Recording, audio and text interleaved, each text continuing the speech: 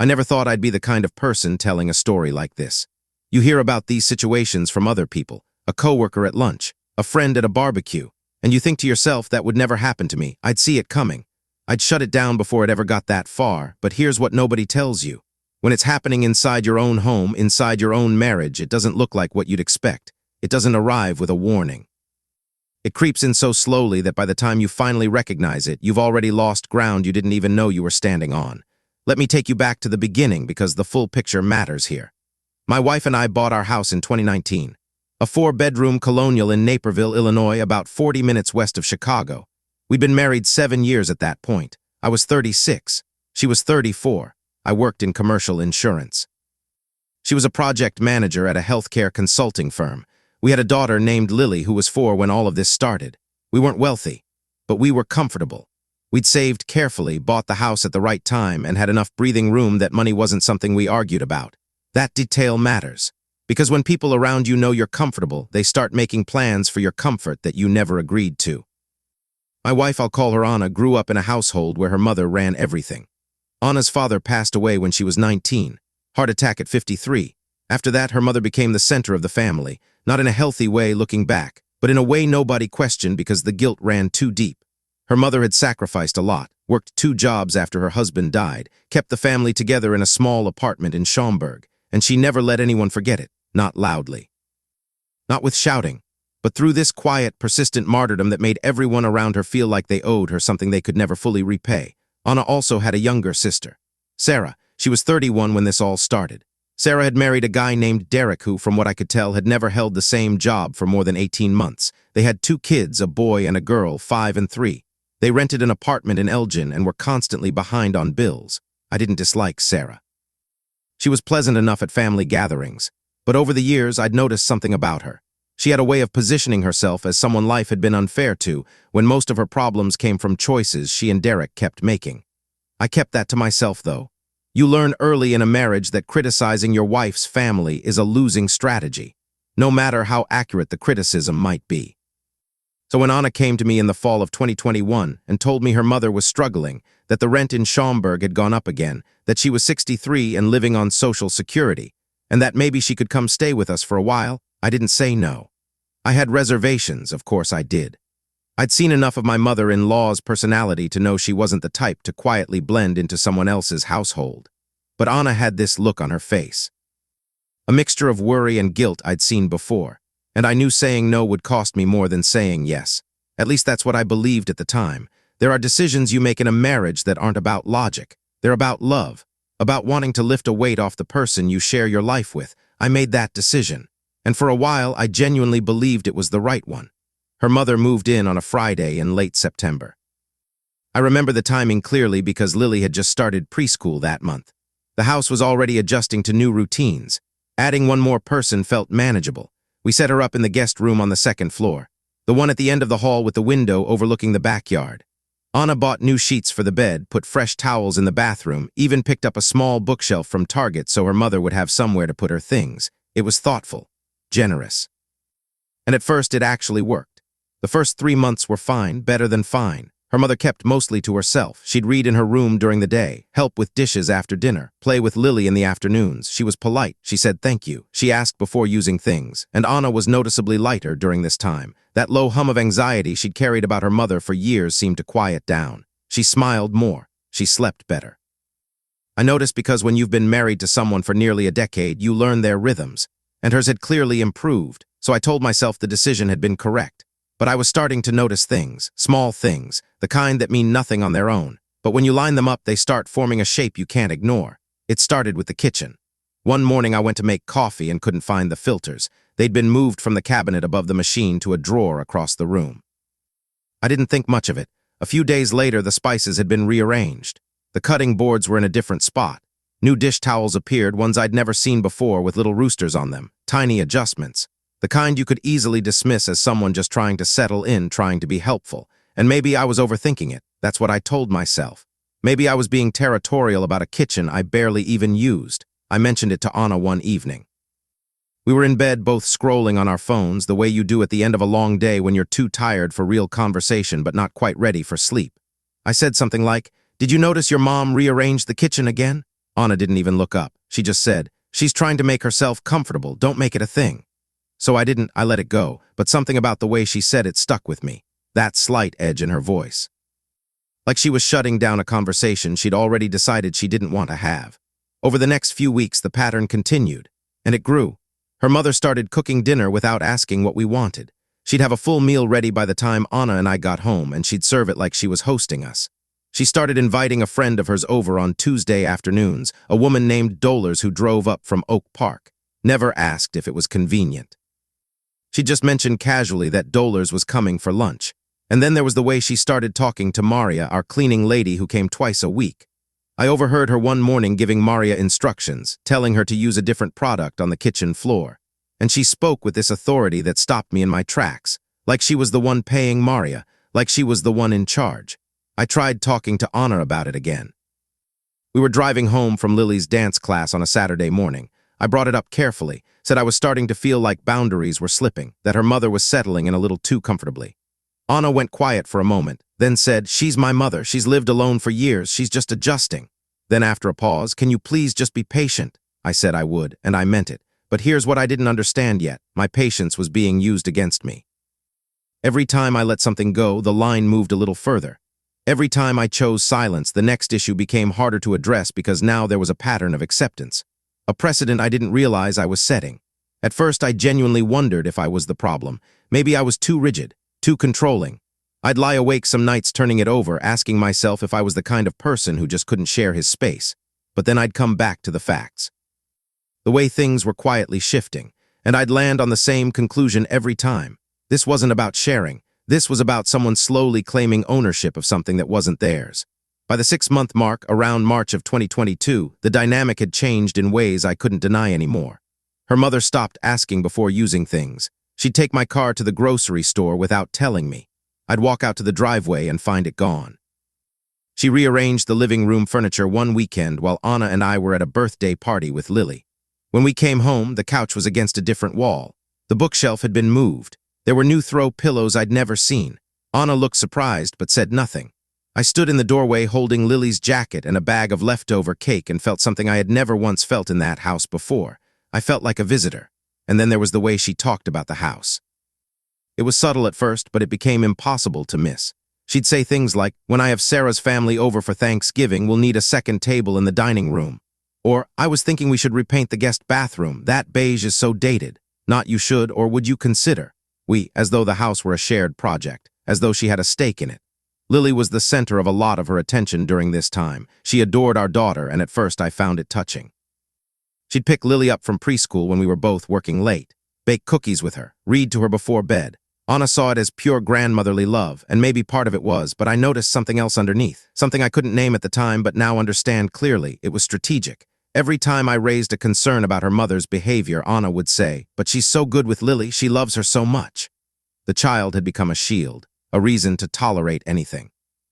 But what I overheard next made everything snap into focus. One evening in early April, I came home from work earlier than usual. A meeting had been canceled, so I left the office around 3. The house was quiet when I walked in. I could hear her mother's voice drifting from the kitchen. She was on the phone. I set my bag down by the front door and paused in the hallway. I wasn't deliberately eavesdropping, not at first, but her voice carried, and what I heard stopped me cold. It was talking to Sarah. I could tell by the tone, that particular warmth mixed with conspiracy she reserved for her younger daughter. She was describing our house. "You should see the backyard," she was saying. "It's huge, the kids would love it, and the neighborhood is so quiet, all families, good schools too." She paused, listening, then said, "Oh, they're very comfortable. He makes good money. The house is nearly paid off. There's plenty of room." Something in my chest tightened. What I was hearing wasn't gratitude. It was inventory. She was cataloging our home like a real estate agent giving a pitch to a buyer. I didn't say anything that evening. I went upstairs, changed clothes, played with Lily, ate dinner, acted completely normal, but something had shifted inside me. I was watching now, really watching. The following weekend, Sarah drove up from Elgin with her kids. She stayed through Sunday evening. I didn't think much of it at first. Family visits were normal. But during those 2 days, I noticed something that made my stomach drop. Her mother and Sarah were walking through the house together. Not casually, not the way you wander through someone's home admiring things. Deliberately, room by room. I was in the garage reorganizing tools when they came through the back hallway. The door was open and I heard Sarah say, "The master bedroom is huge." Her mother responded, 3.5 bathrooms, and the basement is unfinished, but it could be converted. Then Sarah said something I couldn't catch. Her mother laughed softly and said, 1 step at a time. 1 step at a time. That phrase echoed in my head for days. I brought it up to Anna that night, kept it casual, mentioned I'd heard her mom and sister talking about the house, asked if something was going on. Anna was folding laundry on the bed, barely looking at me. They were just talking, she said. Mom was giving her a tour. She's proud of where we live. Then she added, don't be weird about it. Don't be weird about it. As if my instinct to protect my own home was a character flaw, I let it go, again. And looking back, that was the moment I should have drawn the line, not later. Not when things got worse, right then, because every time I stayed silent, I was teaching everyone in that house that my boundaries were negotiable, that I would bend if the pressure was applied correctly. And they were learning fast. Then came the evening that changed everything. It was a Tuesday in late April. We'd finished dinner. Lily was already in bed. The three of us sat at the dining table, Anna, her mother, and me. I remember the details sharply because I've replayed this scene in my head hundreds of times. There was a half-empty bottle of red wine on the table. The kitchen light behind us cast this warm glow that made everything look deceptively peaceful. Her mother had made chicken marsala that night, a dish she'd been perfecting over the past few weeks, as if auditioning for a permanent role in the household. Then she set down her fork, placed her napkin beside her plate. These were deliberate movements, rehearsed. I could feel it. We need to discuss something, she said. Her voice was calm, measured, the voice of someone who's already reached a conclusion and is now presenting it as a conversation. I glanced at Anna. She had shifted in her seat. Hands in her lap, eyes locked on her plate, and in that moment before a single word of explanation was offered, I already knew whatever was coming had been discussed between them without me. Sarah's family is going through a really difficult time, her mother continued. Derek's hours were cut, the rent went up again, the apartment's too small for 4 people, and I've been thinking. She paused, took a breath. I think we should invite them to come stay here, just for a little while. Until they get back on their feet. The words landed like something physical. I sat there and let them settle before I responded. That's kind of you to want to help, I said, carefully, but this isn't something that was discussed with me. Anna and I would need to talk about this privately before any decision gets made. Her mother leaned back in her chair, and this is where I saw something I hadn't fully recognized before. She wasn't asking, she was informing. There was this faint trace of amusement on her face, like she was humoring a child who didn't understand how things worked. Of course, she said, but I assumed you'd understand. Family helps family, that's what we do. There it was, the framework, the implication that hesitation meant selfishness, that wanting a say in a major decision about my own home was a betrayal of family values. Family does help family, I said. But there's a difference between helping someone and fundamentally changing the dynamics of our household, and honestly, this feels less like a discussion and more like something that's already been decided. Her expression tightened, just slightly, just enough to notice. I wouldn't call helping my daughter's family a burden, she said. I'd call it doing what's right. Then Anna finally spoke. Her voice was small, almost a whisper. Maybe we should think about it. And I knew right then. The thinking had already been done. That phrase was a performance for my benefit, to create the illusion of shared decision-making in a situation where the decision had already been made. Anna had already agreed. Her mother had already won. The thinking about it was just a formality. I excused myself from the table, went upstairs, sat on the edge of the bed and stared at the wall. I could hear them talking downstairs, voices low, and I felt something I'd never felt in that house before. I felt like I was on the outside of my own life. Over the next few weeks, things accelerated. Her mother stopped framing Sarah's move as a possibility. She made it logistical. She started saying things like, when Sarah and the kids move in, we'll need to clear out the basement. Not if. When. One afternoon, I walked past the guest room and noticed a tape measure sitting on the nightstand. She'd been measuring rooms. Then she mentioned a contractor who could put up drywall in the basement to create a separate living space. She had quotes, actual quotes with numbers and timelines. I tried talking to Anna multiple times. Every conversation played out the same way. I'd raise a concern, she'd get defensive, then she'd say something that reframed my position as the problem. My sister needs help. My mother is trying to do something good, and you're acting like they're criminals.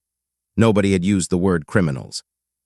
Nobody except her. She was escalating what I said to make it easier to dismiss. Meanwhile, I was being quietly recast. At dinner, her mother would drop little comments in front of Anna. I just wish everyone felt as strongly about family as I do. Or she'd sigh and say, it breaks my heart to see Sarah struggle when there's so much space here. She never attacked me directly. That wasn't how she operated. She attacked the air around me.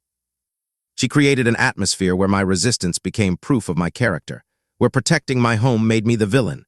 Then something happened that changed everything. And when I say everything, I mean every single thing. It was a Thursday afternoon in mid-May. I'd come home early because I had a migraine and couldn't stare at spreadsheets anymore. Took some ibuprofen and went to my study, a small room off the hallway I used as a home office. The door was slightly open. I sat down, closed my eyes, and that's when I heard her. Her mother was in the kitchen, maybe 15 feet away, on the phone with Sarah again, but this conversation was different. This time the masks were completely off. I heard her say, "She already gave notice to the landlord. They're out by June 15th. My heart rate spiked. This was May. June 15th was 1 month away. They'd already committed to leaving their apartment, which meant they were already planning to move into my house. Without my agreement, without any real conversation. And then I heard Sarah's voice. She must have been on speakerphone because it came through clearly. She said, "Just make sure the arrangement looks temporary on paper, no formal lease or anything. That way if he pushes back later, we're already established residents. He'd have to go through formal eviction. And in Illinois, that takes months. By then we'll have tenant protections." I sat there in the dark of my study, door cracked open. And I felt something I can only describe as cold clarity. Not anger, not yet. That came later. This was sharper. This was the moment when everything, the kitchen reorganization, the furniture moving, the tape measure, the contractor quotes, the room-by-room tour with Sarah, all of it snapped into a single, undeniable picture. This was not family helping family. This was a planned occupation of my home. They'd researched the legal framework. They knew the eviction timeline. They were counting on my passivity and the law to make their presence permanent. I waited until my hands stopped shaking. Then I picked up my phone and texted Anna. "Come home, we need to talk, just us." She got home around 5:30. Lily was at a playdate. Her mother was out with dolars. That was the window I needed. I closed the bedroom door. Anna sat on the edge of the bed, still in her work clothes, laptop bag on the floor by her feet. I told her everything, kept my voice level. Told her that her mother and Sarah had already given notice on the apartment, that they were planning to move in next month, that they'd discussed residency laws and formal eviction timelines, that this wasn't charity, it was a calculated takeover. Anna's face went white. And then instead of addressing what I'd said, the first words out of her mouth were, "You were listening to her phone call." That response told me everything I needed to know. Not shock at what her mother was planning. Not denial of the facts, anger at me for discovering it. "Yes," I said. "I was in my study, the door was open. I need you to actually hear what I'm telling you." She shook her head slowly.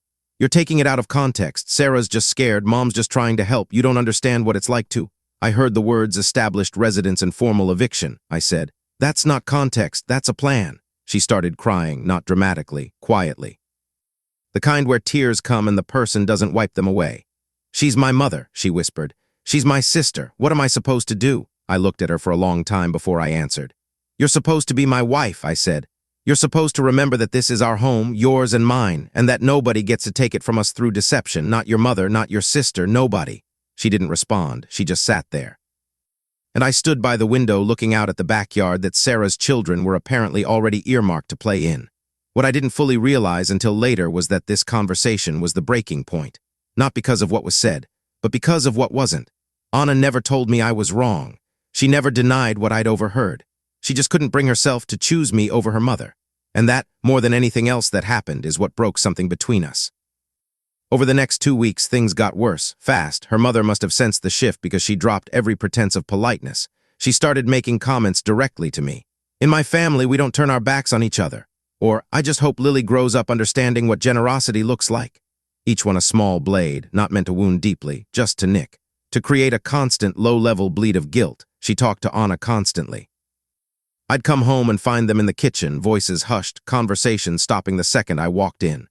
Anna started sleeping with her back to me, stopped asking about my day. The intimacy between us didn't disappear with a bang. It evaporated, slowly, like water left sitting in the sun. We were technically in the same marriage, but we were no longer in the same conversation. And then came the evening when it all came to a head. It was a Sunday. Her mother had called what she described as a family discussion. I came downstairs to find Anna on the couch, her mother in the armchair, and sitting on the love seat Dolores, the friend, the woman from the Tuesday visits. I hadn't thought much about Dolores before, but seeing her there in that moment, I finally understood her role. She wasn't just a friend. She was an ally, a witness. Someone positioned to validate her mother's version of events and to make sure I felt outnumbered in my own living room. Her mother began speaking, that same measured voice, that same rehearsed calm. "I've been thinking about this very carefully," she said. "And I've realized that this living arrangement isn't working for me. I don't feel welcome here. I feel like a burden, and that's not how I want to spend my remaining years." She paused, looked directly at me, and I could see the setup unfolding in real time. She was casting herself as the victim, the aging mother pushed out by a cold, unfeeling son-in-law. Dolores nodded sympathetically on cue. "So I've decided to move out," she continued. "I'll go stay with Sarah, but before I leave, I want to say something." Another pause. "Sarah's family is struggling. They have 2 small children, and I think as a family we should make room for them here, not permanently, just until they're back on their feet." The architecture of this moment was remarkable, in a terrible way. She was leaving, which made her look reasonable, noble even. And the price of her departure was that my home would still be taken. She was trading one invasion for another and wrapping it in the language of sacrifice. I looked at Anna. Her eyes were red. She sat clutching a tissue in her lap, twisting it between her fingers. I looked at Dolores, watching me with this expression of rehearsed concern. She'd clearly been briefed on exactly what kind of person I was supposed to be in this story. Then I said it, quietly, clearly, without a trace of anger. "No." The word hung in the air. Her mother blinked. "Excuse me?" "No," I said again. "Sarah's family is not moving into this house, not temporarily, not under any arrangement. This is my home. It's Anna's home. It is not a resource to be redistributed by someone who doesn't own it and doesn't pay for it." I could feel Anna staring at me. I could feel Dolores judging me. I didn't care.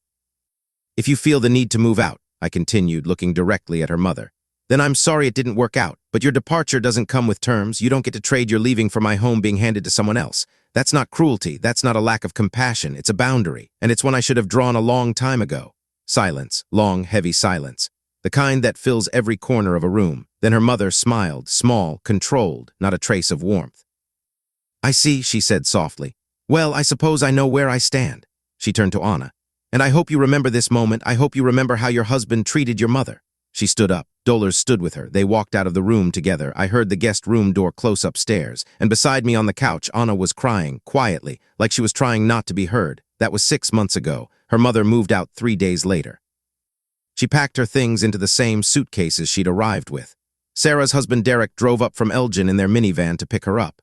She didn't say goodbye to me. She hugged Anna for a long time in the driveway. She held Lily close and whispered something in her ear that I couldn't hear and probably never will. Then she got in the van, and she left. Sarah's family never moved in. They found an apartment in Streamwood, smaller than their last one but affordable. From what Anna's told me, they're managing.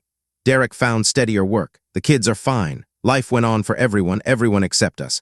Anna still lives here. We share this house. We eat dinner at the same table. We put Lily to bed together. We go through the motions of a functioning household, but something between us is broken, and I don't know if it can be fixed. Anna doesn't argue about what happened. She never brings it up, but I can feel it, in the distance.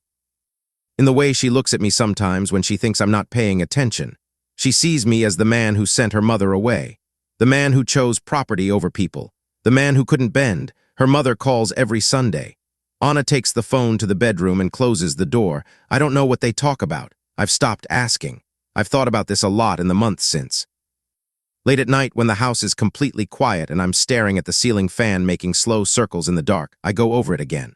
Was I right? I believe I was. The plan her mother and sister had built was manipulative, predatory even. If I hadn't overheard that phone call, they would have moved in, established legal residency, and I'd have been trapped in my own home with people who had no intention of leaving.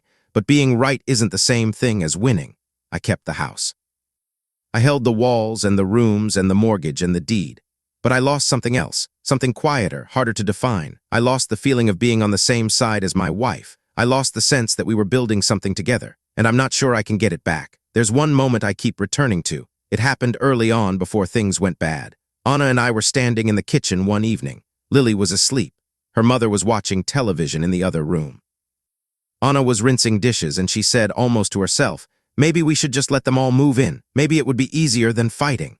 I told her that wasn't how partnership works, that we couldn't make decisions based on avoiding conflict, that sometimes you have to hold a line even when it's uncomfortable. I was right about that, but I was also missing something critical. By the time she said those words, the isolation had already begun. The narratives were already built. Her mother had been working on Anna's guilt for months, maybe years, maybe her whole life. The psychological groundwork had been laid long before I ever saw it. I was fighting a battle that was already mostly decided and didn't even know it.